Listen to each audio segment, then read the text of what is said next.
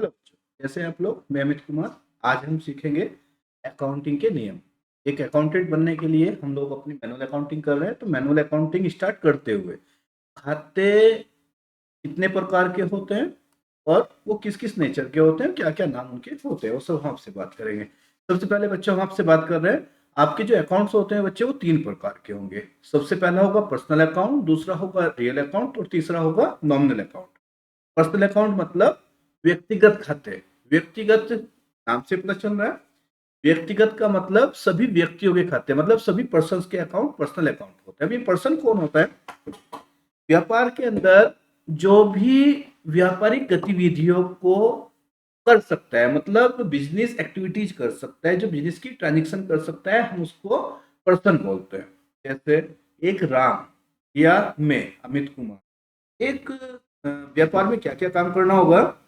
माल का खरीद बेच करना, कैश का लेन देन करना, सारी एक्टिविटीज को पूरा करना। वही सब काम राम भी कर सकता है, श्याम भी कर सकता है, सीता, गीता, मोहन, सोहन। तो ये लोग कौन हुए? पर्सन हुए। लेकिन इसी के साथ साथ इसी काम को कोई एक कंपनी भी कर सकती है अपने नाम में। ठीक है। तो अगर मैं पर्सन की बात करता हूं तो कोई वो पर्सन जो व्यापारिक गतिविधियों को पूरा कर सकता है, उसे हम पर्सन बोलते हैं। अब ये पर्सन क्या होगा, मतलब कितने टाइप के होंगे बच्चों? पर्सन अकाउंट्स की लैंग्वेज में बात करता हूं तो पर्सन तीन टाइप के होंगे। पहला होगा नेचुरल पर्सन, दूसरा होगा आर्टिफिशियल पर्सन, तीसरा होगा रिप्रेजेंटेटिव पर्सन। नेचुरल पर्सन मतलब हम सब, जैसे राम, श्याम, सीता, गीता, मोहन, सोहन, ये सब कौन होंगे? नेचुरल पर्सन, जिसे नेचर ने बनाया। अगर सेकंड की बात करता हूं, आर्टिफिशियल पर्सन। आर्टिफिशियल पर्सन मतलब which is created by law, जिसे लॉ ने बनाया। जैसे कोई कंपनी हो गया, कोई फर्म हो गया, कोई ट्रस्ट हो गया, स्कूल कॉलेज हो गया, ये एक पर्टिकुलर लॉ के थ्रू बनते हैं। तो ये कौन होंगे? Artificial person. जैसे राम मतलब नेचुरल पर्सन अपने नाम में काम कर सकता है, ऐसे ही कोई कंपनी भी अपने नाम में काम कर सकती है। जैसे एबीसी प्राइवेट लिमिटेड हो गया, राम कैश ले सकता है, कंपनी कैश ले सकती है। राम कैश दे सकता है, कंपनी कैश दे सकती है। राम माल खरीद सकता है, कंपनी माल खरीद सकती है। कहने का मतलब है वो सारे काम जो एक राम कर सकता है, एक अपनी इंडिविजुअल कैपेसिटी कर सकता है, वही सब काम एक कंपनी भी कर सकती है। तीसरा हो गया रिप्रेजेंटेटिव पर्सन। रिप्रेजेंटेटिव का मतलब होगा कोई ट्रांजेक्शन को जो रिप्रेजेंट करते हैं, जब रिप्रेजेंटेटिव बोलते हैं। जैसे मैं बात करता हूँ कि सैलरी देनी बाकी है, जो कॉमर्स के बंदे हैं वो जानते हैं, सब बोलते हैं आउटस्टैंडिंग सैलरी। आउटस्टैंडिंग सैलरी मतलब रिप्रेजेंट किसको कर रहा है? ये रिप्रेजेंट कर रहा है उस एम्प्लॉय को। मतलब अभी उसका सैलरी पे नहीं हुआ, में तो वो पर्सन है, ठीक है, लेकिन अभी लाइबिलिटी है। लाइबिलिटी मतलब पे करना बाकी है, तो इसे हम क्या बोलेंगे? रिप्रेजेंट कर रहा है outstanding, that is called representative person. तो अगर मैं पर्सन की बात करता हूं बच्चों, पर्सन तीन टाइप का होगा, नेचुरल पर्सन और representative person. Natural person which is created by nature, artificial person which is created by law, और रिप्रेजेंटेटिव पर्सन जो किसी को रिप्रेजेंट करता है। नेक्स्ट पॉइंट की बात करते हैं। नेक्स्ट पॉइंट है आपका रियल अकाउंट। रियल अकाउंट मतलब हिंदी में अगर मैं बात करता हूं, वास्तविक खाता। वास्तविक को अगर वैसे तो पता चल ही रहा है कि जो वास्तव में है।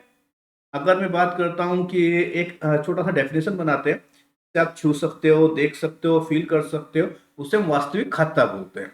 जैसे आपका कैश हो गया, गुड्स हो गया, फर्नीचर हो गया, बिल्डिंग हो गया, ये सब के सब हमारे अकाउंट्स हैं जो व्यापार में काम आएंगे। इन सबको हम क्या बोलते हैं? वास्तविक खाता। लेकिन बच्चों, यहाँ पर एक छोटी सी प्रॉब्लम है।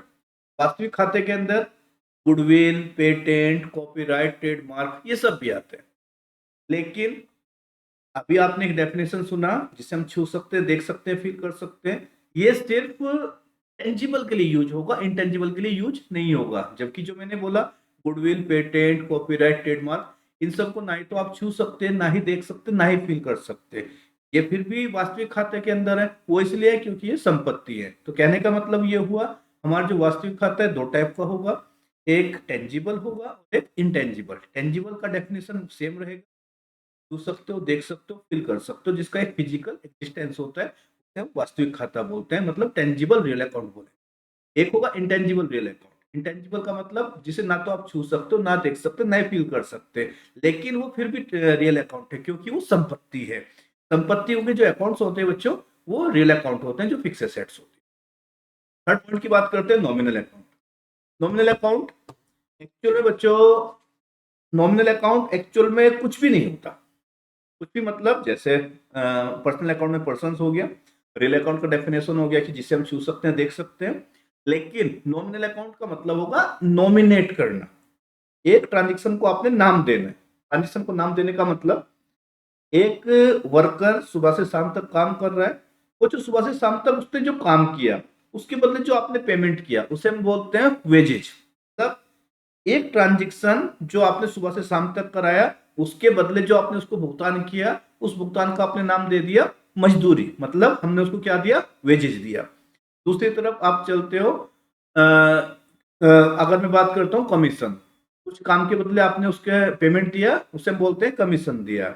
या फिर सैलरी, एक आदमी पूरा महीना काम करता है उसे हम क्या बोलते हैं, सैलरी दी। कहने का मतलब है खर्चे। यहाँ पर अगर मैं नॉमिनल की बात करता हूँ तो जितने भी खर्चे और जितने भी इनकम होती है सबके सब नॉमिनल अकाउंट होते हैं। ठीक है बच्चों, यहाँ पर नॉमिनल अकाउंट का मतलब होगा सारे खर्चे और सारी इनकम, जितने भी खर्चे होंगे और जितनी भी इनकम्स होंगी सब नॉमिनल अकाउंट होंगे। एक बार रिवाइज कर लेते हैं बच्चों। आपके अकाउंट तीन टाइप के होंगे। सबसे पहला पर्सनल अकाउंट, उसके बाद रियल अकाउंट, उसके बाद नॉमिनल अकाउंट। जो पर्सनल अकाउंट है वो तीन टाइप का होगा, natural person, artificial person, representative person. Natural person बहुत हल्के से याद रखना है आपको, which is created by nature. Artificial person which is created by law. And representative person जो रिप्रेजेंट करता है किसी ट्रांजेक्शन को। इसके बाद रियल अकाउंट, रियल अकाउंट जिसे आप छू सकते हो, देख सकते हो, फील कर सकते हो। लेकिन यहाँ पर भी दो पॉइंट होंगे, एक टेंजिबल और एक इंटेंजिबल। टेंजिबल का मतलब जिसे आप छू सकते हो, देख सकते हो और फील कर सकते हो। इंटेंजिबल का मतलब जिसे ना तो आप छू सकते, ना ही देख सकते, ना ही फील कर सकते। ये एसेट्स होने की वजह से रियल अकाउंट है। एक नॉमिनल अकाउंट हो गया। नॉमिनल अकाउंट का मतलब खर्चे और इनकम के लिए। बच्चों इस डेफिनेशन को अगर आप देख रहे हो, यहाँ पर सेल और परचेज लिखा हुआ है, ये गलती से लिखा गया, इसे आप करेक्ट कर लीजिएगा, ये हटा दिया जाएगा, डेप्रिसिएशन भी सब हटा दिए जाएंगे। तो फिलहाल बच्चों मुझे लगता है आपको अकाउंट्स क्लियर हुए होंगे। आपके अकाउंट वर्बली याद कर लीजिए, तीन टाइप के होंगे, personal account, real account, nominal account. Personal account भी तीन टाइप का होगा, natural person, artificial person and representative person. Real account दो टाइप का होगा, टेंजिबल एंड इंटेंजिबल। और नॉमिनल अकाउंट कुछ भी नहीं, यहाँ पर सारी खर्चे और सारी इनकम होती हैं।